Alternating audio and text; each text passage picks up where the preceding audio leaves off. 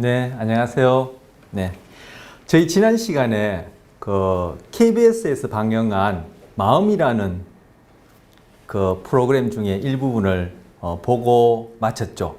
제가 보는 중에 제가 한 두어 가지 좀 말씀드리고 싶다. 동영상 본 이후에 말씀드리고 싶다 했는데 오늘 그것 좀 말씀드리고 오늘 이제 새로운 주제 이제 하도록 하죠.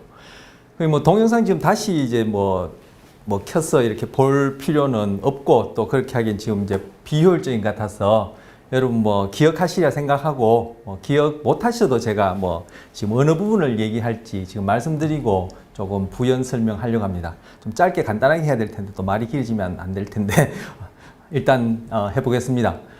그 내용 중에 보면은 한참 앞부분은 신경세포의 기본 구조 그리고 전기신호 발생하는 것들 이렇게 이미지화하고 그리고 시냅스에서 신경전달 물질이 분비되는 이런 것들 이제 복습하는 부분이 있었고 우리가 관심 있었다는 지난번 주제와 관련해서는 그 중독 행동과 관련해서 이제 내용이 시작되는 부분 보면은 그 뮤지컬 작곡가라고 저는 기억하고 있어요. 그 남자분이 이렇게 전형적인 그런 약물 알코올, 니코틴, 그리고 코카인, 우리 코카인에 대해서 한번 얘기한 적이 있죠. 그래서 코카인에 자기가 중독되었었다라고 얘기를 하는 거기에 보면 그것 얘기하기 바로 전에 그 나레이션 하는 부분에서 그죠? 그 사람이 그러한 중독 약물 사용하기 전에 바로 우리가 배웠던 그런 도파민을 신경 전달 물질로 사용하는 그럼 보상 경로상의 도파민의 수준이 다른 사람에 비해서 낮았다라는 그러한 한마디의 설명이 나와요. 그 부분 제가 설명하고 싶었고 중요한데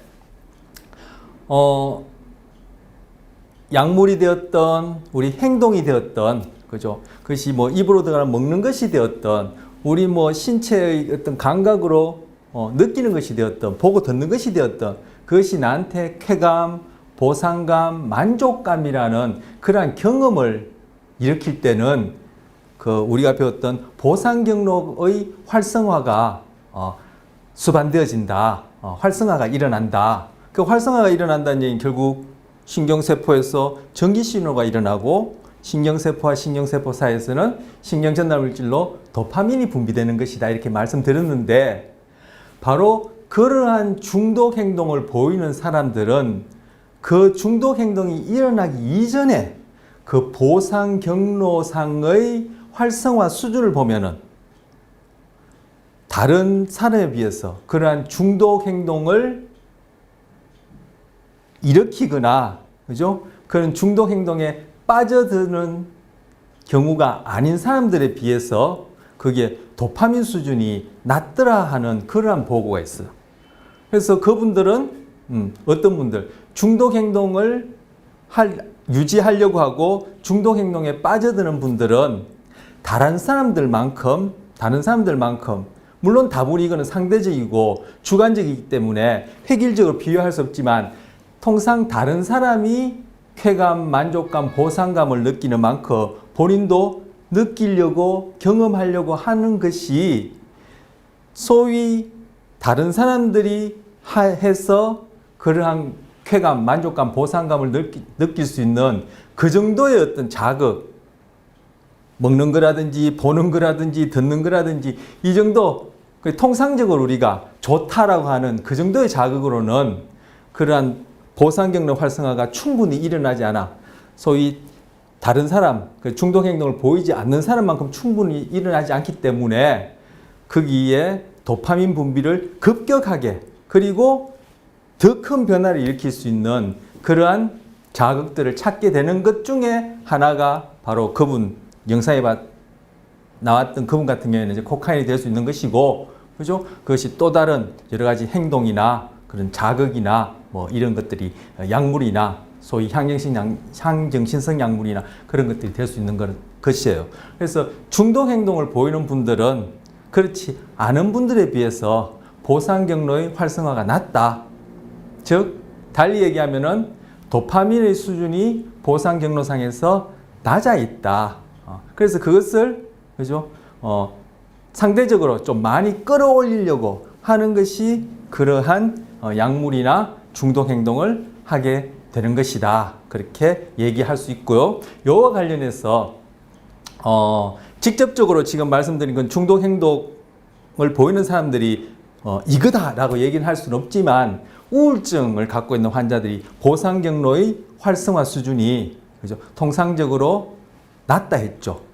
그런 것하고도 이제 관련 지어서 생각해 볼 수 있는 것이죠. 그래서 중독 행동을 보이는 사람들은 다른 분들이 경험하는 자극 가지고는 그것이 그죠?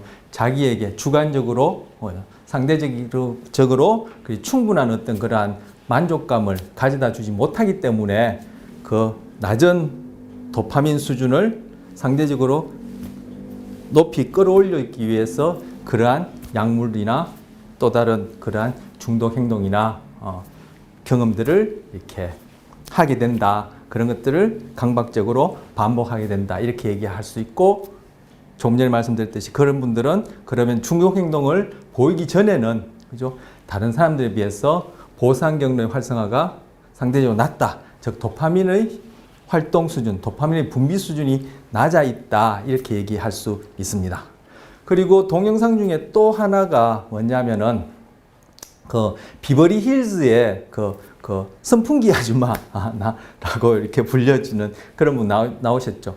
그분이 언제 성형수술한다 했죠. 그분 같은 경우에도 성형수술이 지금 중독 행동의 하나로서 그분한테 해당하는 거요. 앞서 남자분은 코카인이 그죠? 보상 경로를 자극해서 평소에는 또는 그 이전에는 낮아 있던 그런 도파민 수준을 끌어올려서 다른 사람에 비해서 상대적으로 그리고 주관적으로 충분한 쾌감 만족감을 얻기 위해서 코카인을 반복적으로 사용했던 것처럼 비버리 힐즈의 그 선풍기 아줌마는 성형수술을 통해서 그러한 것들을 경험하려고 하는 거예요. 그런데 그분이 언제 성형수술을 한다고 했죠? 구체적으로 보면 이혼을 한 후에 이혼을 5번 했다 했나요? 뭐 6번 했다고 했나요? 그 이후에 성형수술을 한다고 했는데 만약에 이혼이 딱 성형수술을 하게 되는 직접적인 원인 같으면 성형수술이 한 5, 6번으로 끝나야 되겠죠. 그런데 몇 번이나 했죠? 49번, 49번을 했고 지금 50번째, 50번째 하려고 한다고 했죠. 그렇다면은 그런 이혼은 그죠? 성형수술을 유발하는 어떤 구체적인 자극 중에 하나고 그 내용을 가만히 생각해 보면 다시 뭐 보실 기회가 있어서 이제 보시거나 뭐 제가 말씀드린 걸로는 충분하리라 여기지는데 그 말씀하신 걸 보면은 처음 인터뷰 장면에서 처음 말을 꺼낼 때도 그런 말씀이 있었고 중간에도 있었는데 언제 불안할 때 어떻게 이혼이라는 사건이 어떤 또 다른 사건이 부모로부터의 어떤 그러한 못생겼다라는 사실 못생긴 것도 아닌데 못생겼다 뚱뚱하다 어글리라는 그런 단어를 듣거나 주변 비버리 힐즈라는 그러한 주변 환경 그런 자극이 자기가 주관적으로 어떤 이유에서는 주관적으로 불안하게 만들 때 즉 본인이 불안을 경험할 때 바로 성형수술을 한다라고 그렇게 여기질 뿐만 아니라 고문구 중에 그런 얘기가 나왔고 이혼은 그러한 불안감을 일으키는 여러 가지 사건들 중에 이제 하나라고 그렇게 얘기할 수 있고 실제로 그렇습니다. 그래서 그 말을 빌어서 제가 지금 설명하고 소개해드리고 싶은 얘기가 뭐냐면은 불안감, 즉 달리 얘기하면은 스트레스, 긴장감 뭐 이렇게 표현할 수 있는데 우리 이후에 이제 불안과 관련해서 또 다룰 기회가 있으리라 저 생각하고 이제 기대합니다만 그 불안감은 결국은 스트레스로 다 묶어서 얘기할 수 있어요. 그래서 불안 즉 스트레스를 경험할 때 우리는 그죠 뭔가 그것을 상쇄하기 위해서 뭐 쾌락, 만족, 보상 감을 경험할 수 있는 어떤 경험을 한다든지 자극을 찾게 되는 거예요. 그래서 스트레스에 민감하거나 스트레스를 경험하는 또는 반복적으로 만성적으로 경험하는 경우에는 우리는 중독 행동에 빠지기 쉽다. 즉 중독 행동을 보일 가능성이 높다라고 그렇게 얘기할 수 있어요. 지금 복습으로 좀 말씀드린다 했는데 벌써 한 10여 분 좀 장황해졌는데 또 생각난 게 또 뭐 이미 판을 편 김에 또 더 말씀드리기죠. 동물을 대상으로 금방 말씀드린 스트레스와 중독 간의 관계에 대해서 연구한 게 있어요. 그래서 오래전 연구이기도 하고 소위 뭐 마음과 뇌와 마음 또는 뇌과학 분야에서는 또는 심리학 분야에서는 아주 인상적인 실험들을 뭐 10개씩, 100개씩, 뭐 50개씩, 30개씩 이렇게 선별해 보면 그 중에 하나에 속하는 그런 실험 결과이기도 한데 쥐를 대상으로 했어요. 쥐들을 이렇게 이제 연구용 쥐들을 이렇게 구입해 왔으는 여기 예를 들어서 뭐 한 20마리, 여기 한 20마리 이렇게 집단을 나눈 다음에 여기 있는 20마리 집단은 흔히 이렇게 좁은 사육장, 제가 학교 생활할 때도 그런 사육장이 좀 고급스럽게 만들어진 건 플라스틱, 좀 싸구려로 만들어진 것은 철로 이렇게 스테인리스로 이렇게 만들어졌었거든요. 플라스틱이든 스테인리스든 그것이 정말 딱 이렇게 딱 사각진 그러한 상자 안에 그냥 먹이 물만 줄 수 있는 요런 게만 딱 만들어져 있어. 그런 곳에다가 이 20마리를 빽빽하니, 그죠? 여유 공간도 없이 그렇게 상자 안에다 집어넣고 스테인리스 또는 철사로 이렇게 얼기설기 만든 그런 상자 안에 집어넣고 이제 물과 먹이를 주는 거죠. 그리고 또 다른 20마리는 널찍하니 말고 넓은 공간에 그 실험 제목에서 얘기하기로는 쥐공원이라 해요. 쥐가 사는 파크, 공원이다 해서 쥐공원이라고 얘기할 수 있을 만큼 이렇게 널찍한 그런 상자 안에다가 그 안에다가 작은 미니어처로 이제 산과 들도 만들고, 그죠? 시냇물도 졸졸졸졸 흐르게 하고, 뭐, 나무도 있고, 그늘도 있고, 바위도 있고, 그죠? 그리고 흙도 있고, 또 풀숲도 있고, 이런 식으로 미니어처로 이렇게 작은 공원을 만들어 놨어요. 그리고 그 안에는 이제 수컷, 암컷들을 같이 넣어서 짝짓기도 할 수 있게끔 그렇게 만들고 물과 먹이를 주는데, 여기도 물과 먹이를 주는데, 맹물하고 또 다른 병에는 코카인 또는 헤로인이 든 물을 주는 거예요. 그래서 통상적으로 그냥 맹물, 그리고 또 다른 물은 코카인이나 헤로인이 든 물을 주고, 이 쥐공원에 사는 이 쥐들한테도 그냥 맹물도 주고 또 코카인이나 헤로인이 든 그런 물을 이제 공급하는 거예요. 그렇게 하고 나중에 지켜보니까 이 좁은 상자 안에서 살고 있는 이 쥐들은 달리 얘기 무슨 얘기죠? 바로 스트레스 상황에서 있는 쥐들은, 즉 스트레스 상황에서 스트레스를 만성적으로 겪고 있는 이 쥐들하고 이 널찍한 쥐공원에서 사는 상대적으로 스트레스가 덜하거나 아니면 스트레스가 없다라고 생각할 수 있는 그러한 상황에서 살고 있는 쥐들 사이에 결국 코카인이나 헤로인, 즉 향정신성 약물을 복용하는 정도를 비교해 본 실험인 거예요. 이 쥐들도 헤로인이든 그런 물을 먹으면 헤로인이랑 코카인이랑 이게 결국 이게 코카인을 좀 더 정제하게 되면 화학 처리를 하게 되면 헤로인이 되거든요.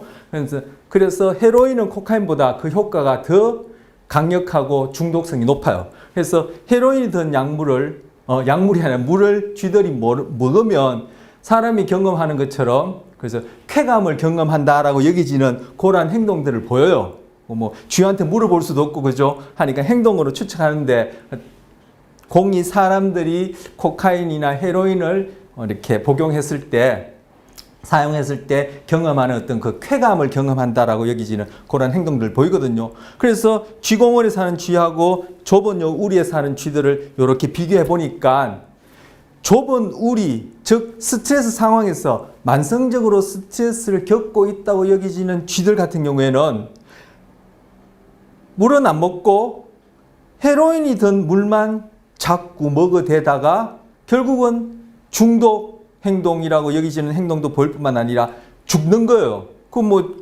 계속 반복적으로 아니면 치사량을 먹게 되면은 결국 뭐 생명에 위험한 것 아닙니까? 그래서 여기 쥐들은 헤로인만 먹어대고 헤로인이 든 물만 먹어대고 죽는 쥐들이 자꾸 나타난다는 거예요. 그런데 쥐공원에 있는 쥐들 다 보니까 얘네들은 뭐 가끔씩 헤로인이 들어있는 물을 먹지 그냥 통상적으로 그죠? 평소처럼 맹물 먹고 그렇게 뭐 음식 먹고 먹이 먹고 그렇게 지내더라는 거예요. 바로 이것이 보여주는 바가 스트레스가 없다 또는 적다라고 여기지는 그러한 환경에서 스트레스를 경험하지 않는다 또는 덜 경험한다고 여기지는 쥐들 경우에는 헤로인이 든 물을 가끔씩 먹을 뿐이지 거기에 중독되지 않는데, 즉 쥐공원의 쥐들은 중독되지 않는데 스트레스 상황에서 만성적으로 스트레스를 겪는다고 여기지는 쥐들은 헤로인이 든 물만 먹다가 결국은 죽더라는 거예요. 바로 이것이 좀 전에 비버리 힐즈의 그 선풍기 아줌마가 말씀하신 대로 바로 불안할 때, 즉 스트레스를 경험할 때, 스트레스 상황에서 자기가 스트레스를 만성적으로 경험하는 그것이 바로 중독 행동, 성령 중독으로 그렇게 이어지는 그러한 가능성을 높인다는 것을 그 선풍기 아줌마의 그 말 속에서도 바로 찾아볼 수 있는 바로 그러한 내용입니다. 자, 우울증이 대표적으로 불안 그리고 스트레스로 인해서 일어나는 일상에서 흔히 볼 수 있는 사례예요.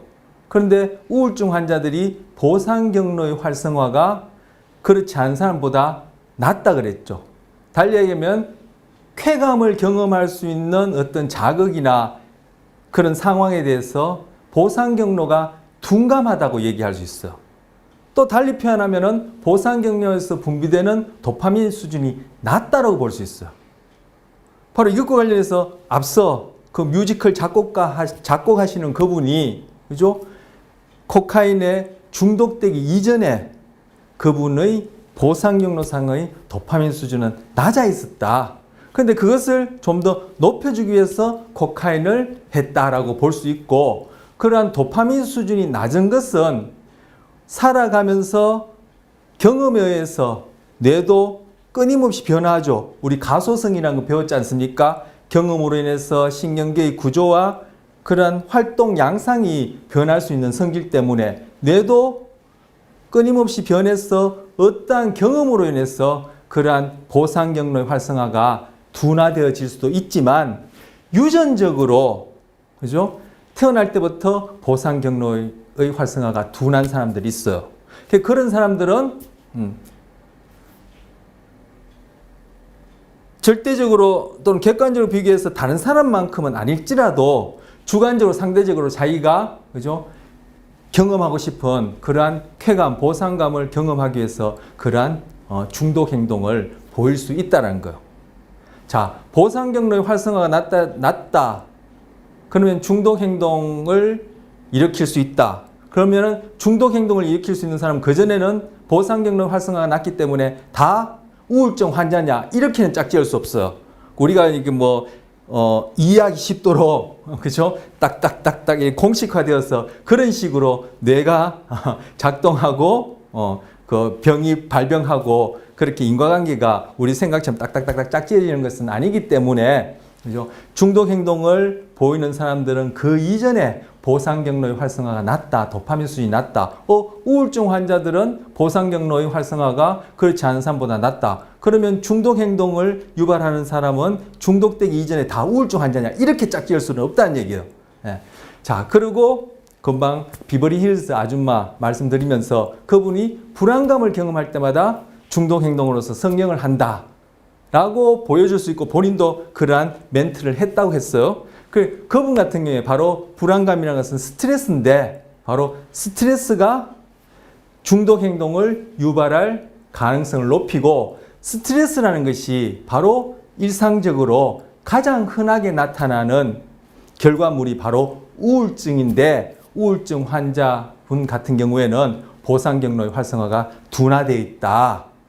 그렇게 연결시켜서 말씀드릴 수 있고, 그리고 우울증 환자 같은 경우에 앞서 말씀드렸지만 또 우울증 환자가 반드시 중독 행동을 일으키는 그러한 식으로 연결된다. 그렇게 우울증 환자는 반드시 중독자가 된다. 이런 뜻은 결코 아니에요. 예. 그런데 바로 이제 그 보상 경로의 활성화가 우울증, 즉 스트레스 그리고 우울하다고 경험할 수 있는 그런 상황에서 그런 보상 경로의 활성화가 낮아질 때 바로 중독 행동을 통해서 그것을 상쇄하려는 쾌감, 만족감을 경험하려는 그런 경향성이 높아지기 때문에 바로 스트레스는 또는 불안감은 그죠? 중독 행동을 유발할 가능성을 높인다라는 것을 조금 전에 동물 실험을 통해서 그렇게 추측할 수 있고 그 비버리 힐즈 아주머니의 말씀 속에 본인이 불안하다, 그죠? 늘 불안하다. 그것이 나를 그렇게 성령 중독을 일으키게 했다라는 그런 의미의 그런 말씀을 한 내용이 있었어요. 그리고 마지막에 하나 더 말씀드릴 건 세 가지 말씀드리고 싶었는데 지금 벌써 시간이 이만큼 많이 지났는데 세 번째는 뭐냐면은 그 비버리 힐스 아주머님이 그죠? 본인은 사이콜로지컬 테스트를 받을 필요 없다라고 얘기했었어요. 그죠? 사이콜로지컬 테스트 거기는 뭐 정신 감정이라고 그렇게 뭐 번역이 됐는데 정신 감정보다는 심리 검사라고 번역하는 것이 더 적절한데 거기 안에 보면은 이제 말씀 속에 사이콜로지컬 테스트 이렇게 이제 얘기를 했거든요. 그래서 본인은 자기가 하고 있는 행동을 다 알고 있기 때문에 자기는 정상이다. 자기는 심리검사, 사이콜로지컬 테스트를 받을 필요 없다고 하는데 여러분은 어떻게 생각하십니까? 제가 보기에는 사이콜로지컬 테스트를 받아볼 만하다고 생각해요. 여러분은 어떤 생각하는지 모르지만 자, 어찌되었든 간에 그죠? 본인은 다 알고 있기 때문에 자기가 왜 이런 행동을 하고 그죠? 왜 이렇게 성령 중독 일어났는지 그리고 자기 스스로 자기는 중독자라고 얘기를 하고 그걸 자기가 다 알기 때문에 사이콜로지컬 테스트는 받을 필요가 없다고 하는데 저도 제가 하는 걸 다 알고 왜 그렇게 행동하는지 알아요. 그렇기 때문에 저도 사이콜로지컬 테스트를 받을 필요 없다고 생각하는데 제가 그분 보기에는 사이콜로지컬 테스트를 받아볼 만한 다고 생각하고 받아볼 필요가 있다고 생각해요. 바로 그렇듯이 저도 다른 사람 보기에는 사이콜로지컬 테스트를 심리검사를 받아볼 필요가 있다라고 여겨지는 부분이 분명히 있고 있어요. 왜? 그 비버리 힐스 아주머니의 경우든 저의 경우든 우리는 우리에게 주어진 감각, 그죠? 눈, 코, 입 외부로부터 주어지는 자극에 대해서 감각하는 이러한 기관뿐만 아니라 내 몸 상태에 대한 감각도 있고 그리고 뇌 안에서 일어나는 일을 다시금 우리는 감각할 수 있는 다른 말로 표현하자면 뇌 안에서 일어나는 일을 내가 다시금 생각할 수 있는 이러한 구조와 기능을 갖추고 있지만 내가 안다라는 것이 또는 내가 감각한다라는 것이 바깥 대상이 되었던 내 몸에 대한 것이 되었던 나의 뇌 안에서 일어나는 일이었던 우리가 알 수 있는 부분은 극히 일부분에 해당해요. 주로 제가 잘 비유하는 것이 빙산에 그죠? 일각으로 비유하는데 빙산 하지만 이 수면 위로 드러난 부분은 일부분이에요. 바로 이 부분이 내가 스스로 의식적으로 자각할 수 있는 부분. 의식적으로 내가 자각할 수, 내 스스로 내가 나의 의식을 가지고 의식할 수 있는 부분이고 나머지 이 부분은 내 스스로 자각할 수 없는 무의식적인 부분이란 말이에요.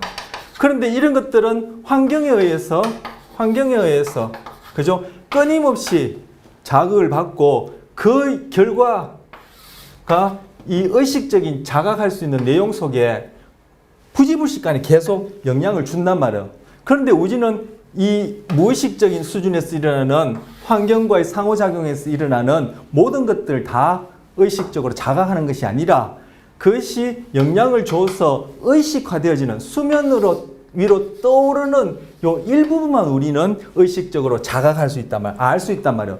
그렇기 때문에 그 비버리 힐스 아주머님이 자기는 자기가 하는 행동을 다 알기 때문에 사이콜로지컬 테스트를 받을 필요가 없다라고 여기지만 제가 보기에는 받아볼 만한 필요가 있다고 여기지는 것처럼 저도 제가 하는 것은 다 안다라고 생각하지만, 그죠? 남이 보기에는, 그죠? 그리고 제 스스로는 인정하지 못하더라도 객관적으로 보기에는 저도 사이콜로지컬 테스트, 심리 검사를 받아볼 필요가 있고 받아야 할 이유가 있다는 거죠. 왜? 우리가 알고 있는 것은, 그죠? 외부로부터 주어진 자극에 대한 이러한 감각, 그리고 내 신체에 대한 감각, 뇌 안에서 일어난 일들을 다시금 의식적으로 자각할 수 있는 것은 극히 일부분이기 때문에 내가 모르는 그런 부분들이, 그죠? 과연 그것이 실제 대상을, 실제 일어나는 현상을, 실제 나의 몸에 대해서, 실제 내 몸에 대해서 일어나는 현상을, 내 뇌 안에서 일어나는 실제 그런 작용들을 내가 다 아냐 하면 모른단 말이에요. 그러니까 그것들이 결국은 왜곡되어져 있고 실제가 아닌, 그죠? 허상이라고 얘기할까요? 아니면 자기 나름대로의 그런 편견이라고 할까요? 잘못된 그러한 생각과 경험을 다분히 할 수 있는 그러한 우리는 신체적인, 심리적인 그러한 조건에 한계 지어진 그러한 존재이기 때문에, 그죠?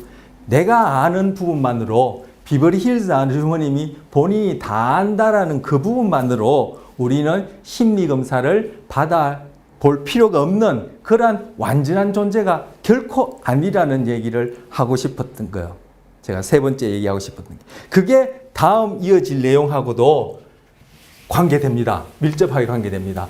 그런 얘기가 다음 이어질 내용과 관련해서 나올 때 이 얘기를 다시 한번 언급하기로 하고요. 시간이 벌써 30분이 다 지나갔어요. 세 가지 말씀드리고 싶었는데 각각 10분씩 잡아먹었네요. 첫 번째는, 그죠? 중독 행동을 보이는 분들은 중독 행동 이전에 보상 경로의 활동이 낮아져 있다. 달리 얘기하면 도파민의 분비가 통상적으로 낮아져 있다. 그리고 두 번째 하고 싶은 얘기가 바로 스트레스는 중독 가능성을 높인다. 요거 둘과 관련해서 스트레스는 불안감하고 관련되고 바로 불안감을 포함하는 스트레스가 일상적으로 흔히 나타나는 증상으로서는 우울증하고 관련된다. 그런데 우울증 환자들이 바로 이 보상 경로의 활성 수준이, 그죠? 둔화되어 있다, 떨어져 있다. 달리 얘기하면 도파민 분비가 감소되어 있다. 다시 한번 지적하고 싶은 것은, 그럼 우울증 환자들은 중독되기 쉬우냐? 그런 뜻은 결코 아니다. 그렇게 딱딱 짝지어서 생각할 수 있진 않다라고 말씀드렸었어요. 하지만 우울증 환자의 경우가 아닌 일반적인 경우에도 우리가 스트레스, 불안감으로 인해서 뭔가 위축되어지고 마음이, 그죠, 우울하거나 짜증날 때는 뭔가 쾌감을 가져다 주는, 그죠, 만족감을 가져다 주는 어떤 보상감을 경험할 수 있는 이러한 자극들을 찾으려는 경향성이 있죠. 그죠? 그래서 그 동영상에서 그 뮤지컬 작곡하는 그분은, 그죠, 그렇게 선천적인 이유든 유전적인 이유든 아니면 살아가면서 어떠한 경험으로 인한 이유든 간에 보상 경로의 활성화가 낮아져 있기 때문에 그것을 다른 사람하고 객관적으로 똑같다라고는 확인할 수 없고 똑같다라고는 얘기할 수 없어요. 본인이 주관적으로, 상대적으로 다른 사람이 느끼는 만큼 그런 쾌감, 보상감을 느끼기 위해서 도파민 수준을 끌어올리려니까, 낮아져 있는 도파민 수준을 끌어올리려니까 둔화되어 있는 그런 보상 경로의 활성화를 상대적으로 많이 끌어올리려니까 바로 그런 중독 행동을 하게 되고, 바로 그런 것들이 바로 스트레스 상황에서 그렇게 중독 행동을 일으킬 가능성을 높인다라고 그렇게 말씀드릴 수 있습니다. 그리고 아까 그것들 말씀드린 걸 지금 다시금 정리하는 것이고, 세 번째 얘기는, 그죠? 우리 모두가 사이콜로지컬 테스트, 심리 검사를 받아볼 만하다. 왜? 내가 하는 행동을 내가 다 안다고 해서 그것이 다 아는 것이 아니라, 그죠? 외부의 현상이든 대상이든, 내 몸에서 일어나는 현상이든, 내 뇌 안에서 일어나는 현상이든, 우리가 의식적으로 알 수 있는 부분은 빙산의 일각처럼 일부분이기 때문에 그것만으로 외부에서 일어나는 대상이나 현상, 내 몸에서 일어나는 일, 내 뇌에서 일어나는 그러한 일들을, 그죠? 우리는 왜곡할 수 있고, 현실이 아닌, 그죠? 실제가 아닌 다른 식으로 우리는 해석하고 자각할 수 있기 때문에, 그런 것들을, 그러한 이유 때문에 우리는 심리적인 검사를 받아볼 필요가 있다. 그것이 결국은 왜곡을 낳고 편견을 낳고, 그것이 우리 삶 속에서 이러저러한 문제들과 무관하지 않기 때문에 그러한 심리 검사를 받아볼 필요 있다라고 그렇게 말씀드리고 싶었던 거예요. 자, 언제 오늘 이제 새로운 주제 합니까? 자, 이제서 해야 될 판인데, 자, 오늘 새로운 주제, 뇌의 구조와 기능입니다. 자, 여기 보시면, 여기, 이 사람의 저와 같은 방향으로 왼편 뇌의 이 표면을 측면에서 보여주고 있는데, 한번 제가 어떤 말씀드린 적 있나요? 전두엽을 말씀드린 적이 있군요. 그래서 여기서 보면 색깔로 이렇게 표현을 해놨는데, 물론 뇌에 이런 색깔이 있는 건 결코 아니죠. 그래서 이 앞부분은 전두엽. 네. 이 그림 있죠? 다시 한번 그려볼까요? 이렇게 해서, 그죠? 요만큼은 전두엽.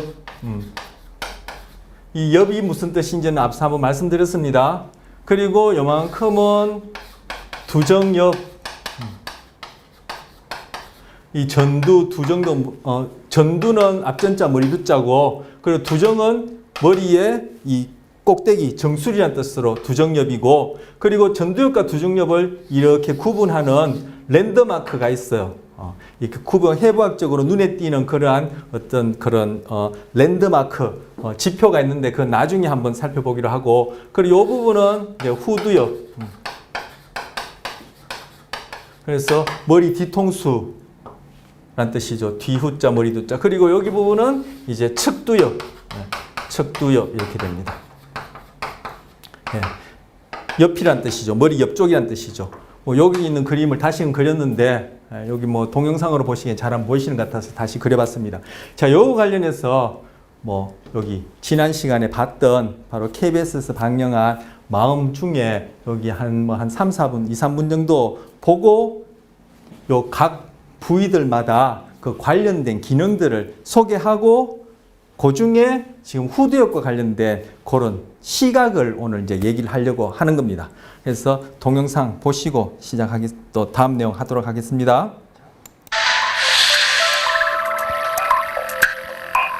뇌의 각 부분은 신경세포와 시냅스가 뭉쳐서 만들어지는 것입니다. 뇌가는 호흡과 혈압 등 우리의 생명 유지와 관련된 기능을 담당합니다.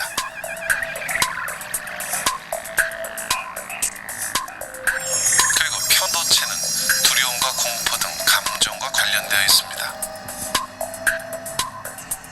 해마는 우리 자, 여기 처음 시작하는 부분에서 뇌줄기라는 부분이 바로 생명 유지와 관련된다고 간단하게 말씀하셨어요. 우리 뇌관과 관련해서는 앞서 했죠. 보상 경로의 출발점이 뇌관에서 시작했지 않습니까? 그리고 조금 전에 편도체라고 나오는데, 이것이 불안, 스트레스와 관련된 핵심적인 부위예요. 좀 전에 앞서 불안, 스트레스, 중독과 관련해서 그죠, 반복적으로 많이 말씀드렸죠. 이거 나중에 이제 정서, 스트레스 관련 부분에서 이제 편도체가 언급되는 것이고, 해마는 이게 기억과 관련해서 또 중요한 부분이에요. 이런 부분은 우리 아직까지 다룰 순서가 안 되었고 한데, 이 동영상에서는 그 부분을 이렇게 이제 소개를 하고 있습니다. 기억에 중요한 역할을 하죠. 후각을 제한 모든 정보는 이 시상을 거쳐야만 합니다. 자, 시상 얘기 나오고요. 시상이란 부분은 여기서 녹색 부분으로 양쪽에 이렇게 다 손과 선 기억하세요? 솔방울샘을 제외하고는 다 양쪽에 두 개씩 있다 했죠. 아까 편도체도 마찬가지고 해마도 마찬가지고 여기 녹색으로 표현된 물론 이런 색깔이 있는 건 아니에요. 이 녹색으로 표현된 이 부분이 시상인데 이 시상은 작은 침실 이런 뜻을 갖고 있는 단어예요. 해부학자들이 처음에 이제 이름을 그렇게 붙인 것인데 이 시상은 후각을 제외하고 모든 감각들이 이 대뇌 피질 그죠? 이 대뇌의 껍데기 부분으로 가기 전에 즉 후각을 제외한 나머지 모든 감각 정보가 대뇌 피질로 전달되기 전에 시상을 거쳤다 갑니다. 후각을 제외하고 시상을 거쳤다 갑니다. 여기서 거친다는 얘기는 뭐죠? 바로 시상에서 시냅스를 한번 하고 그 다음 시상에 있는 세포가 그죠? 그 후각을 제외한 다른 감각들에 관한 감각 정보를 그죠? 축삭을 통해서 활동전 형태로 쭉 대뇌의 껍데기 피질 부분으로 그렇게 전달해 준다는 얘기예요. 그래서 시상을 감각 중개소, 감각 중개소 이런 식으로 별명이 붙어 있어. 손에는 우리 몸 각 부분이 상호 협조를 하도록 합니다.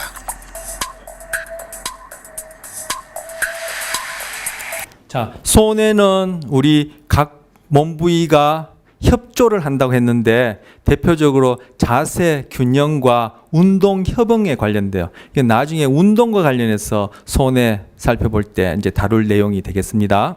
뇌 좌측 부분은 언어를 만들고 우리가 논리적인 사고를 하게 합니다.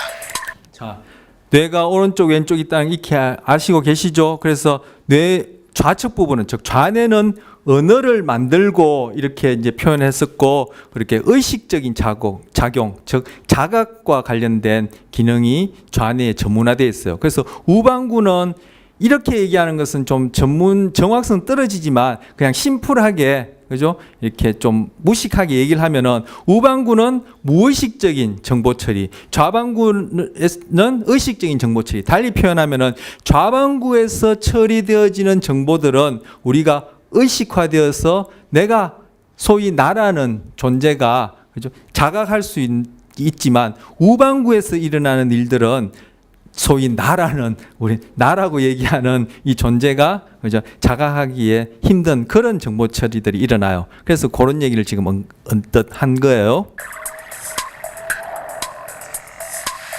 이 뇌량이 없으면 좌뇌와 우뇌가 연결되지 못하죠. 네. 뇌량이란 부분이 지금 여기 뇌량, 뇌의 들보, 즉 뇌에 있는 다리란 뜻인데 좌방구와 우방구를 서로 연결해 주는 부위다라고 하는데 즉 좌방구와 우방구에 있는 세포들이 서로 정보를 주고받으려면 결국 축삭을 통해서 활동전이 형태로 정보를 주고받을 텐데 바로 그 좌방구 우방구에 있는 세포들이 축삭들을 그죠? 아무 곳에서나 서로 주고받는 것이 아니라 바로 요 부위를 통해서 주고받는 거예요. 달리 얘기하면 요 부위는 좌방구 우방구에 있는 신경세포의 축삭들이 막 지나다니는 부위예요. 요 부위를 뇌량, 뇌들보라고 그래요. 즉 뇌에 있는 큰 다리다 뭐 이런 의미가 있는 거죠. 우측뇌는 비정상에 대해서 매우 민감하게 반응합니다.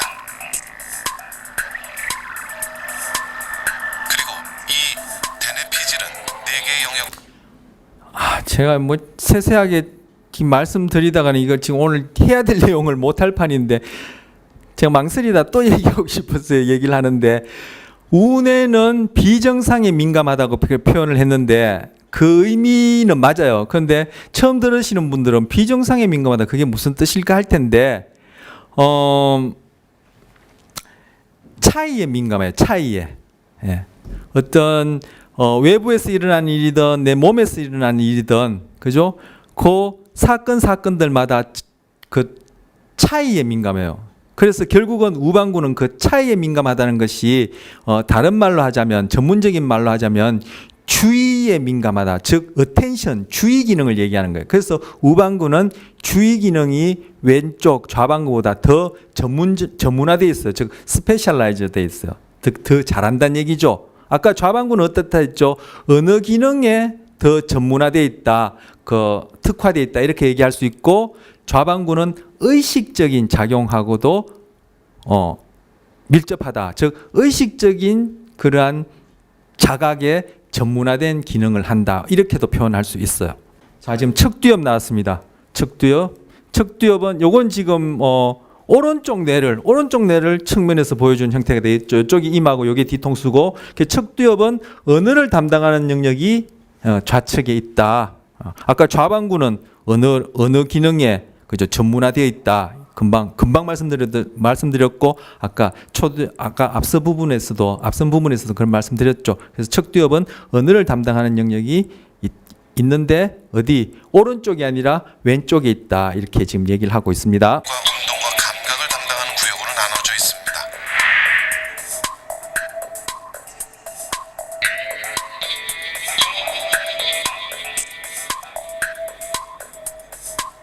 자, 두정엽은 통증, 온도, 압력, 자세 등등이라 했지만 뭉뚱그려서 체감각 정보를 처리하는데 전문화되어 있어요.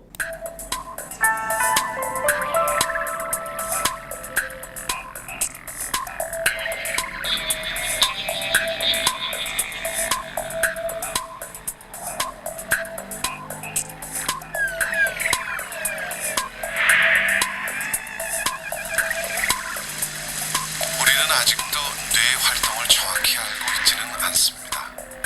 10% 정도만이 정확히 뇌척수액이라는 거 금방 나온 거 지나간 거 보셨습니까? 우리 뇌척수액은 뇌실 얘기하면서 언제 얘기했죠? 뇌실 뇌척수액을 첫 시간에 이원론 얘기할 때 데카르트 송가슨 얘기할 때 했죠. 그때 이 뇌실에 채워져 있는 체액이 뇌척수액이요. 참, 제가 뇌척수액을 언급한 적은 없군요. 그냥 뇌실에 체액이 채워져 있다라고 얘기를 했는데 그 체액이 구체적으로 뭔지 다음에 가서 말씀드린다고 했는데 바로 데카르트 얘기할 때 그리고 송가슨 얘기할 때 그 뇌실에 채워져 있는 체액이 뇌척수액이라고 불러요. 그런데 그 뇌척수액이 뇌실에만 채워져 있지 않고 이 뇌 바깥으로도 이렇게 둘러싸고 있어요. 그래서 조금 전에 이렇게 여기 뇌척수액이라는 자막이 지나갔었어요.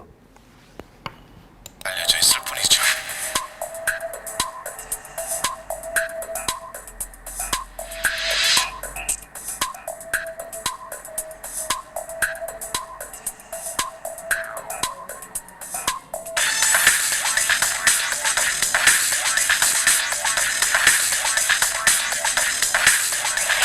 신경과학자들은 뇌가 없다면 결국 마음도 없다고 말합니다. 자, 뇌가 없다면 마음도 없다라고 신경과학자들은 말한다. 이게 바로 동일론적 입장이죠. 뇌 곧 마음이다. 뇌의 활동이 곧 마음이다라고 생각하는 동일론적 입장에서 뇌과학자들은 생각한다라는 것을 조금 전에 그렇게 나레이션을 한 거예요. 그렇다면 우리 뇌 속의 시냅스 연결을 바꾸면 마음도 바꿀 수 있을까요? 동영상 끝부분에 그렇다면 뇌의 활동이 곧 마음이다라고 뇌과학자들은 생각하는데 그렇다면 시냅스의 구조와 기능을 바꾸면 우리 마음을 바꿀 수 있을까요? 이런 얘기를 했어요. 그 말이 무슨 뜻이냐 하면 우리 시냅스 이미 배웠죠. 그래서 경험으로 인해서 또는 엄마 뱃속에서 만들어지고 그리고 태어났어도 그리고 우리가 돌아가실 때까지 뇌가 발달하기도 하고 노화로 인해서 퇴화되기도 하지만 디제너레이션, 퇴화 또는 퇴행, 디제너레이션 되기도 하지만 끊임없이 그렇게 변화하는 중에 환경과 상호작용하면서 신경계 또는 신경세포의 구조와 활동 그 모양새가 변할 수 있다 했어요. 그걸 뭐라 그랬죠? 가소성, 플라스티시티, 플라스틱에다가 ITY를 붙여서 명사로 만들어서 플라스티시티, 가소성이 있다 했어요. 바로 그 가소성 덕분에 이 시간에도 저도 그렇고 여러분도 그렇고 계속 뇌의 구조와 기능은 변하고 있어요. 여러분이 지금 이거 제가 소개해 드리는 것을 제가 그나마 잘 소개해 드려, 그나마 쑥떡같이 소개해 드려도 여러분이 찰떡같이 이해하시고 뭔가 다음 내용을 이해하는 데 도움이 되어지고 예전 것을 기억하고 계신다는 얘기는 바로 예전보다 지금 그리고 이 순간에도 가소성 때문에 신경계, 구체적으로 신경세포에서 구조적인 기능적인 변화가 계속 일어나고 있기 때문에 그것이 가능한 거예요. 그렇다면은 세포 우리 봤던 기본 구조 중에 그죠? 가지돌기나 세포체나 축삭이나 축삭 종말이나 그리고 거기에 또 덧붙여서 악교세포인 마리집 이런 것들도 구조적으로 기능적으로 변할 수 있지만 그 중에 특히 구조적 기능적인 변화가 많이 일어날 수 있는 부위가 어디 있냐면은 세포와 세포 사이의 시냅스예요.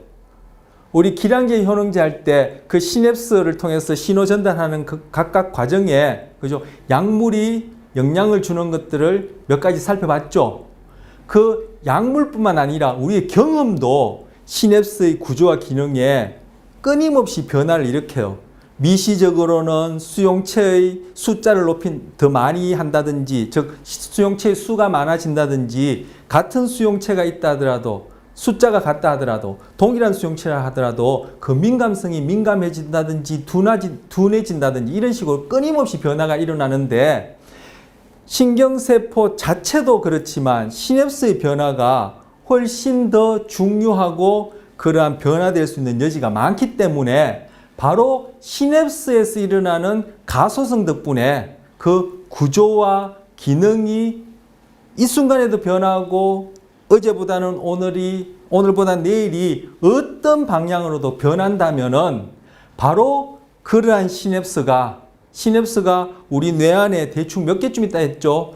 860억, 신경세포 숫자 860억 곱하기 신경세포 하나마다 시냅스가 최소 한 10,000개에서 1000개에서 10,000개 정도 있다고 했는데 860억 곱하기 1000이나 만을 했는 그 숫자만큼의 시냅스가 있단 말이에요. 그 시냅스에서 일어나는 그러한 크고 작은 변화들이 바로 현재 나의 경험과 행동을 만들어내고 경험과 행동을 영향을 줄 수 있는 상대적으로 중요한 부위이기 때문에 아까 동영상 끝자락에서 시냅스의 구조와 기능이 변하면은 우리의 마음도 변할 수 있다. 왜? 뇌의 활동 곧 마음이다. 시냅스에서 신호 전달에 영향을 주는 약물이나 경험이나 그죠? 또 달리하면 이런 자극은 그죠? 우리의 행동과 경험에 어떤 형태로든 그죠? 영향을 주니까 바로 시냅스가 변화되면은 우리 마음도 변한다. 달리하면 시냅스 곧 너의 마음이다. 시냅스의 구조와 그러한 시냅스의 활동 그 자체가 마음이다. 이렇게도 얘기할 수 있어요. 그래서 뇌 활동 곧 마음이다. 이렇게 얘기하는 것이 동일론적 입장인데, 그죠? 이러한 측면에서 예전에 철학적인 질문 중에 가장 어려운 질문 중에 하나가 뭐죠? 정신과 물질 간의 관계라고 했는데 정신과의 물질 간의 관계와 무관하지 않는 철학적 질문 또 하나가 있어요. 너는 누구냐라고 묻죠. 너는 누구냐라고 묻는 이러한 제목의 인문학적인 강의도 요즘 많이 나오고 있고 한동안 그런 것들이 많이 이렇게 접할 수 있었는데 바로 너는 누구냐 했을 때 뇌과학자들은 너는 너의 뇌다 이렇게 얘기했어요. You are your brain이다 이렇게 얘기했어요. 왜? 뇌 활동 곧 마음이고, 그죠? 뇌 활동 곧 마음 곧 내가 나라고 생각하는 이 존재라고 우리는 그렇게 경험하고 생각하니까 너는 누구냐? 그건 난 뇌 활동이다. 곧 뇌다 이렇게 얘기를 했다면 조금 전에 얘기했던 그런 시냅스에 대한 연구와 시냅스에 대한 그러한 여러 가지 과학적인 사실들이 자꾸 밝혀짐에 따라 요즘은 너는 누구냐라는 그런 철학적 질문을 뇌과학자들이 답한다면은 너는 너의 시냅스다 이렇게 얘기를 해요. SYNAP 여기 시냅스거든요. 이 시냅스 단어는 앞에 슬라이드에서 한번 있었죠. 그래서 너는 너의 시냅스다 이렇게 얘기를 해요. 그래서 아까 동영상 끝자락에 바로 그죠? 시냅스가 변하면 즉 시냅스의 구조와 기능이 변하면 곧 마음도 변하겠죠. 이렇게 얘기를 한 거예요. 그래서 뇌활동 곧 마음이다. 이렇게도 얘기할 수 있지만 더 미시적으로 얘기한다면은 시냅스 곧 마음이다. 뭐 이렇게 시냅스의 활동, 시냅스에서 일어나는 신호 전달 곧 마음이다. 이렇게도 표현할 수 있기 때문에 그 동영상 끝자리에서 그런 얘기를 했던 거예요. 뭐 또 동영상 관련해서 얘기를 하다가 또 다른 얘기를 더 많이 하게 됐는데, 자, 여기서 전두엽, 아까 동영상 안에 전두엽은 어떤 기능을 한다? 사고한다. 아까 저기서 우리 동영상에 생각이라 했는데 뭐 사고한다. 또는 계획한다. 또는 판단한다. 이런 기능들과 관련돼 있고, 또 전두엽은 뭐요? 운동을 명령한다. 명령 이 말은 은유적으로 하는 말이죠. 그죠? 우리 뭐 어떤 조직에서 이렇게 뭐 어떤 행동을 하게끔 이렇게 지시하는 것, 뭐 이런 것들 이제 명령이라 한다면 여기서 운동 명령이라는 은유적으로 썼는데, 어쨌든 전두엽이 하는 기능은 사고하고, 그죠? 어떤 계획을 세우고, 이 계획이 결국은 운동 계획이에요. 즉, 운동에 관한 계획이에요. 그리고 어떤 판단을 하고, 그리고 이제 운동 명령을 내리고, 이런 것들이 전두엽이 하는 기능이에요. 우리 운동과 관련해서, 그리고 또 판단, 선택, 의사결정, 뭐 비슷비슷한 얘기인데, 이런 것들을 얘기할 그런 기회가 있으면 전두엽을 이제 그때 구체적으로 이제 다룰 거예요. 자, 두정엽은 아까 동영상에서, 그죠? 몸 감각, 즉 신체 감각, 신체 감각을 처리하는데 얘가 전문화, 특화, 영어로는 specialized라고 하는데, specialized라고 하는데, 두정엽은 신체 감각을 처리하는데 전문화되어 있다. 이렇게 얘기할 수 있어요. 자, 그리고 척두엽은 아까 뭐요? 언어라고 그랬죠. 언어 기능과 관련되어 있는데, 이거는 이제 척두엽 중에서도 왼쪽 척두엽이 언어 기능에 전문화되어 있다, 특화되어 있다, 이렇게 얘기를 해요. 그리고 실제 그렇고 얘기를 해요가 아니라 이제 왼쪽 척두엽이 언어 기능에 특화되어 있는데, 지금 뭐 우리 동영상에서도 제가 오른쪽 왼쪽 뇌의, 그죠, 전문화된 기능을, 그죠, 한두 마디도 이렇게 말씀드린 적이 있는데, 여기서도 지금 척두엽은 언어 기능과 관련되어 있다 얘기할 때는 왼쪽 뇌를 얘기를 해요. 자, 그래서 척두엽은 먼저 언어 기능 있지만 척두엽은 청각하고 관련돼요. 청각. 아까 두정엽은 뭐예요? 두정엽은 체감각. 그죠? 체감각. 그리고 척두엽은 청각. 그리고 청각과 관련해서 언어 기능, 요렇게 연결해서 짝지어서 이제 여러분이 생각하시면 돼요. 그리고 척두엽은 기억하고도 관련돼요. 그리고 척두엽은 정서하고도 관련돼요. 아까 앞서 동영상에서, 그죠, 척두엽 부분인데, 여러분이 그게 척두엽 부분인지까지는 처음 보시니까 그게 이렇게 머리로 그려지진 않을 거예요. 그런데 아까 해마라는 부분이 기억과 관련해서 중요하다는 얘기를 언뜻 했었죠. 그 해마가 바로 이 척두엽에 속해요. 그래서 이 척두엽이 기억과 관련된다라고 얘기를 하는 거고요. 그리고 아까 해마 얘기하기 전에 동영상에 편도체라는 거 얘기했었어요. 편도체가 바로 정서, 스트레스, 불안, 이러한 주제들과 관련해서 중요한 부위다 얘기했는데, 이 편도체도 척두엽에 해당해요. 그래서 지금 이게 척두엽 정서 얘기할 때는 이걸 편도체를 중심으로 얘기를 해요. 이것들을 염두에 두고 하는 얘기예요. 자, 네. 그리고 하나 뭐가 남았죠? 후두엽이 있죠. 후두엽. 후두엽은 동영상에서 나왔지만 바로 시각과 관련돼요. 시각. 예, 시각. 그래서 오늘 하려고 하는 내용이 바로 이제 시각이에요. 시각과 관련해서 앞으로 이후 시간에 이제 다루게 될 텐데, 시각 관련된 것이 바로 후두엽의 전문화된 기능이에요. 자, 우리 감각 한번 살펴보죠. 시각, 청각, 후각, 미각, 피부 감각, 흔히 얘기한 촉각이 피부 감각을 얘기하는 거예요. 피부 감각에는 촉각뿐만 아니라 나머지 등등 있어요. 달리기, 예.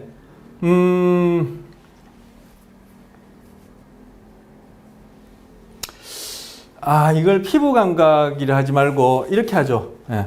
체감각이라 하죠. 체감각. 예. 신체 감각, 체감각. 예. 체감각. 예. 그럼 이제 좀 촉각, 우리 흔히 감각 얘기하면 시각, 미각, 후각, 청각, 촉각 얘기하는데 이 촉각이 이제 체감각에 이제 해당한다고 볼 수 있어요. 우리 흔히 하나, 둘, 셋, 넷, 다섯 개인데 하나 더 있어. 고유감각이라 해서 이거는 내 신체 자체에 대한 감각이에요. 나머지 것들은 다 뭐예요? 내 신체 외부에서 일어나는 일이죠. 본다든지 듣는다든지 냄새 맡는다든지 맛본다든지 이 신체에 뭔가 자극을 경험한다든지 이거 다 내 신체 바깥에서 일어나는 것들에 대한 감각인데 고유 감각은 내 신체 자체에 대한 감각이에요. 뇌 입장에서 보면은 다 바깥이죠. 그죠? 뇌 입장에서는 신체도 하나의 대상이에요. 뇌 입장에서 보면은 하나의 다 이 뇌 바깥에서 일어난 일이지만 우리 신체 기준으로 보면은 시각, 청각, 후각, 미각, 체감각은 우리 신체 바깥에서 일어난 일을 감각하는 것이고 고유 감각은 신체 자체에 대한 감각인데 뇌 입장에서 어쨌든 하나의 이제 또 다른 것과 마찬가지로 대상이 되어지는 감각인데 고유 감각은 뭐냐면은 내 몸이 지금 이렇게 기울었느냐 지면에 대해서 이 지면에 대해서 이렇게 뭡니까 평행이냐 이런 것들을 이제 감각하는 평형 감각. 평형 감각 다 적진 않겠습니다. 평형 감각 그리고 내 이 근육의 긴장, 근긴장도, 근육의 긴장이 어느 정도냐 이런 것들 그리고 이 관절, 관절의 위치가 어떠냐 이런 것들.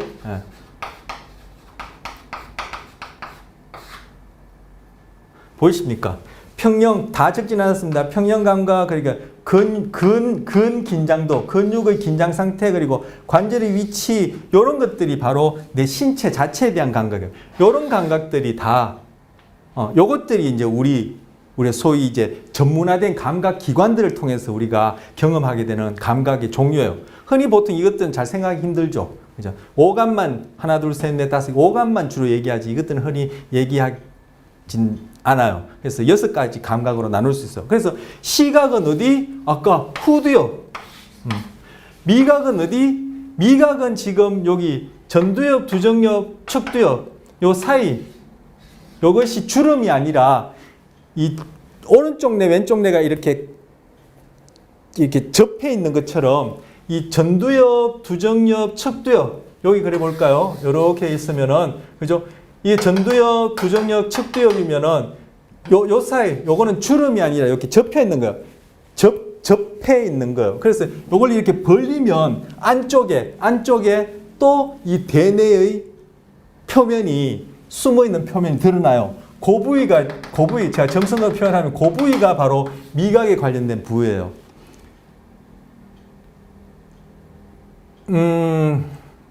제가 또 뭐 흥미로운 걸 말씀드리고 싶어서 지금 주저하는데 이 미각 관련된 이 부위가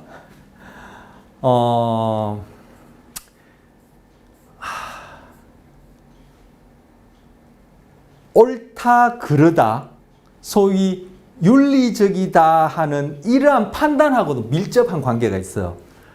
결국은 다 우리가 좋고 나쁘다, 옳다 그르다라는 것이 우리 신체가 어떻게 경험하느냐, 즉 그것이 나의 생존에 어떻게 관련되느냐 이것이 기준이 되어지고 토대가 되어지는데 그때 이 미각이 중요한 기능을 해요. 자, 미각 얘기하다 또 얘기하고 싶어서 다른 얘기를 했는데 전두엽과 두정엽, 척두엽 사이에 이렇게 지금 요 홈 부분, 요건 주름이 아니라 그죠? 이 엽이 이렇게 겹쳐져 있는 부분인데 이 부분을 이렇게 벌리면 안쪽에 이렇게 숨어 있는 요 부분인데 이것이 미각에 관련돼요. 그 청각은 아까 모르겠죠? 바로 언어와 관련된 이 척두엽 여기에 바로 청각이 정보를 담당하는 부위가 있어요. 후각은 어디냐면은 후각은 이 뇌 바닥 쪽 뇌가 이렇게 있으면 뇌 이 바닥 쪽 이걸 이렇게 딱 꺼내서 보여드리면 좋을 텐데 이 뇌 바닥 바닥 쪽, 여기서는 안 보이겠죠. 요 아래쪽 바닥, 어떻게 그래야 답답하네요. 그래서 이 뇌 바닥 쪽에 바로 후각을 담당하는 그런 부위가 있어요.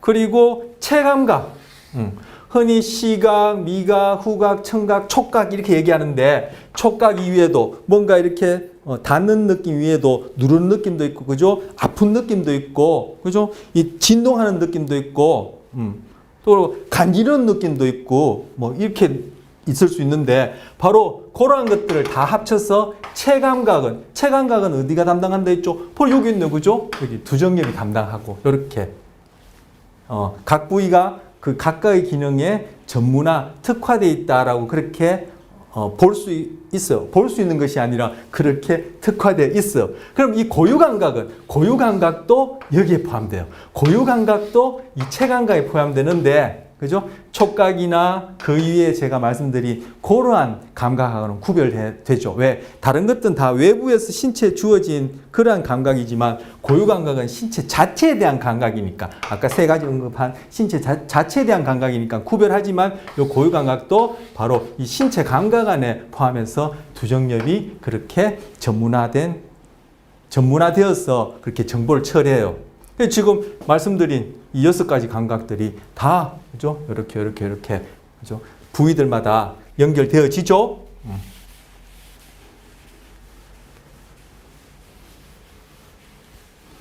전두엽은, 아까 말씀드린 대로 사고하고, 운동을 계획하고, 그럼 운동을 계획해서 운동을 실행하려면 운동을 명령해야 되겠죠. 운동을 명령하고, 그리고 또, 판단하고, 그 이외에 소위 고등한 정신 기능이다라고 얘기할 수 있는 그런 기능들은 전두엽이 관여한다. 그렇게 말씀드릴 수 있고요. 그리고 전두엽 중에서도 더 앞쪽은 뭐라고 부른다 했죠? 전자를 하나 더 붙여서 전전두엽이다 이렇게 얘기한다고 했었어요. 언제 했죠? 우리 보상경로 얘기할 때 보상경로상의 마지막 종착지가 전전두엽 또는 전전두엽에 있는 껍데기 부분에서 전전두 피질 또는 전전두엽 피질 이렇게 말씀드릴 때 전전두엽이라는 부위도 한번 소개했었어요. 자, 그 다음 슬라이드 보시면요. 이미 시간이 다 가버렸어요. 이거 참, 늘 이거 딴 얘기. 그래서 저는 쓸데없는 소리는 한 건 아니라고 생각하는데, 얘기가 많다 보니까, 이 얘기도 지금 시간 할 거예요. 자, 그래서 구체적으로 후두엽과 관련된 시각을 이제 보려고 해요. 자, 시각. 지금 여기 무지개죠? 무지개. 저는 무지개를 이제 봤는데 여러분 나무도 보실 수 있고, 그죠? 이 풀은 약간 어슴푸레한가요? 아니구나. 어슴푸레한 것이 아니구나. 지금 이렇게 푸른 하늘도 볼 수 있고 한데 요즘 무지개가 이렇게 보여요. 그죠? 빨주노초 파남보 이렇게 무지개가 보이는데, 요 무지개를 제가 보여드리는 것은 이제 시각과 관련해서 시작하기 때문에 보여드리는 것이고, 요 관련해서는 뒤에 가서 또 좀 흥미로운 내용이 있어요. 자, 그 전에 지금 도입 부분에 지금 시각 정보가 어떻게 처리되는지 동영상이 있는데 이걸 좀 소개해 드리려고 합니다. 그래서 우리 동영상 좀 보고 그렇게 하도록 하겠습니다. How about now? This famous painting by Salvador Dali is based on something called the Lincoln illusion. 지금 착시에 대해서 얘기하고 있죠. Pixelated images can make it easier to recognize faces. Optical illusions are fun to look at, but they can also tell us a lot about our sense of sight. So, how does the eye work exactly? And is it really true? 자, 조금 전에 링컨 일루전, 링컨 착시라고 하는데 그것이, 그죠? 가까이 있느냐 멀리 있느냐에 따라 우리가 경험되어지는 그 이미지가 다르죠. 그게 왜 그런지는 이제 눈으로부터 시작해서 아까 후두엽까지, 그리고 후두엽 이후에 또 진행되어지는 그런 정보 처리 과정을 보면 어떤 식으로 일어나는지를 보면 이제 알 수 있는데, 그것 관련해서 얘기를 하겠다 하는데 요 지금 4분 되는 동영상에서는 그걸 다 얘기는 하지 못해요. 우리도 시각을 수업 시간에 어느 만큼 다룰지는 모르겠지만 지금 이제 그러한 시각과 관련된 현상을 지금 소개하는 거예요. 그리고 아까 뱅뱅뱅뱅 나선형으로 돌아가는 것도 왜 그것이 그렇게 그 한쪽 서로 반대 방향으로 그 돌아가는 것처럼 보이는지 그런 것들도 이제 시각과 관련해서 어떤 식으로 정보가 처리되기 때문에 그렇다라는 얘기를 이제 시각을 알게 되면은 알 수 있다. 그런 것이 많이 이제 연구되어 있다라는 얘기를 이제 하려는 거. 물론 이 동영상과 우리 수업에서는 그만큼 자세하게는 다루지 못합니다. 시간이 물리적인 한계가 있고 제가 또 뭐 그죠 뭐 이것저것 관련된 거 많이 얘기하다 보니까 그까지 다루지 못하지만 이후에 제가 보기에는 아주 흥미로운 그런 내용들을 좀 다뤄보려고 합니다. That seeing is believing.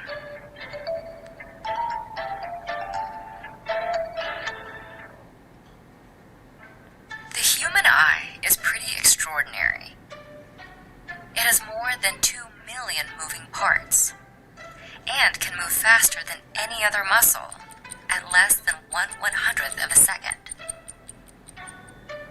But when it comes to your vision, the way you perceive the world is actually 사람 눈은 사람에게서도 그렇지만 다른 동물들과 비교해서도 특별한 기관이다라고 얘기를 하는 거예요. 우리가 앞으로 살펴볼 내용을 통해서 그런 걸 여러분이 느끼실지 모르겠지만 과학자들이 그렇고 실제 과학자들이 그렇게 얘기하고 실제로 그래요. 특별한 기관인데 지금 여기서 우리가 눈을 통해서 보는 것이 외부에 있는 대상 그것을 사진 찍듯이 그대로 보는 것이 아니라 우리가 결국 시각을 통해서 경험하는 것은 뇌의 덕분이다라고 지금 이 문장에서 얘기를 하고 있어요. 그래서 뇌에게 감사하라고 하는데 바로 그런 것과 관련해서 이후 시간에 보려고 하는 것이고 조금 전에 여러분 보셨는지 모르겠지만 이 화면에 크게 디코드라고 나왔어요. 디코드가 뭐죠? 암호 해독기 또는 해독기, 해석자 이렇게 번역할 수 있어요. 결국 뭐요? 우리는 대상 그대로를 사진 찍듯이 보는 것이 아니라 그 대상에 대해서 눈을 통해 들어온 정보를 뇌가 해석하는 덕분에 우리는 시각이라는 경험을 할 수 있다. 그래서 뇌에게 땡큐 하라. 뭐 이렇게 여기서 그렇게 표현하고 있는 겁니다. thanks to your brain. First, light enters the eye through the pupil. The muscles behind the iris squeeze and stretch the lens to focus the light onto the back of the eye. This is the retina.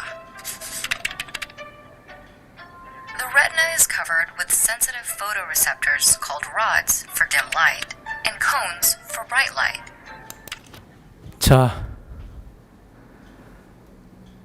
대상에 반사된 소위 빛이라고 우리가 얘기하는 것이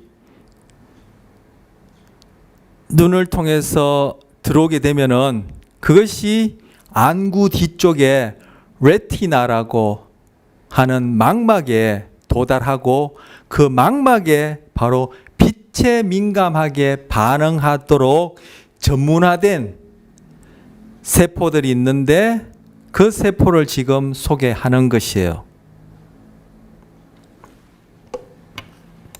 The focused light hits the retina at a small pit called the fovea, which has the highest density of cone receptors. We often compare our eyes to cameras, but they actually work quite differently.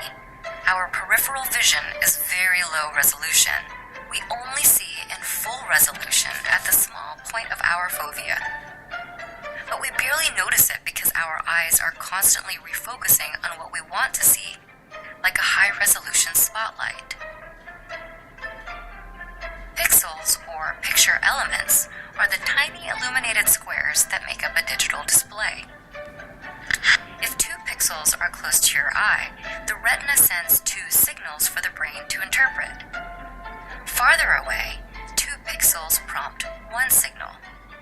That's why a TV screen can have a lower pixel density than a smartphone, but seen from farther away, it still appears seamless.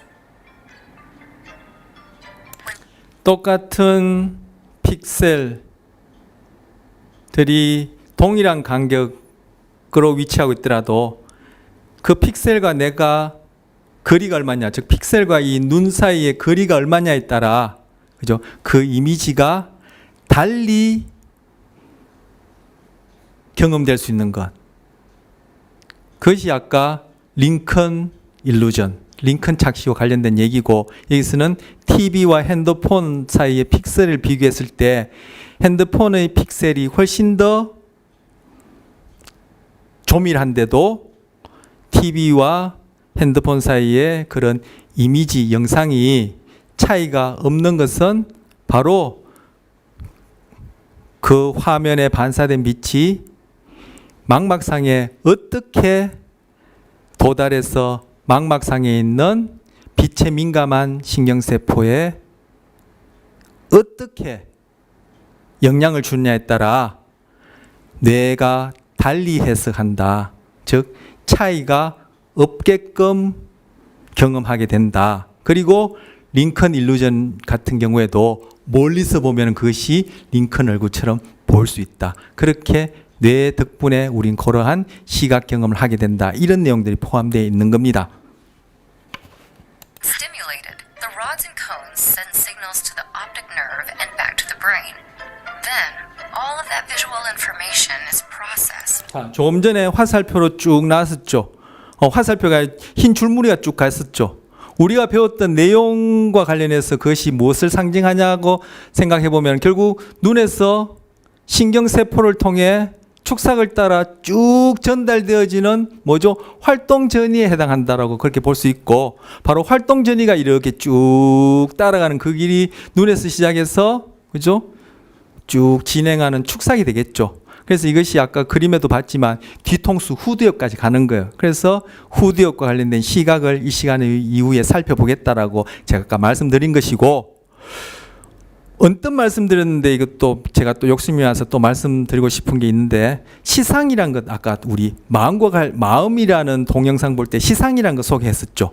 그 시상이 뭐라고 그랬죠? 후각을 제외한 모든 감각이 대뇌 피질로 가기 전에 거쳐가는 곳이다. 즉 시냅스 하는 곳이다라고 했는데, 바로 시각 정보가 후두엽에 있는 후두 피질로 가기 전에, 후두엽에 있는 후두 피질로 가기 전에 아까 이렇게 흰 선으로 이렇게 나타냈던 것이 바로 시상에서 시냅스 한번 하고 또 시상에서 후두 피질로 이렇게 뻗은 축삭을 통해서 활동 전이가 가는 길을 보여주는 거예요. 그래서 시각 정보는 그죠?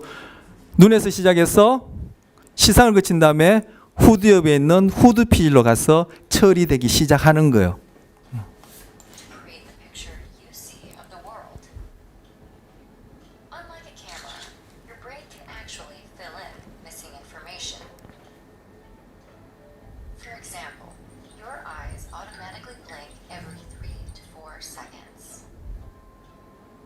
In fact, that means your eyes are technically closed for roughly 우리는 깨 있는 동안 그죠? 10%는 눈을 깜빡인 것 때문에 못 보는데도 우리는 그것을 모르죠. 그리고 깜빡이는 동안에 놓쳐버린 이미지를 우리는 다 연결된 걸로 경험해요.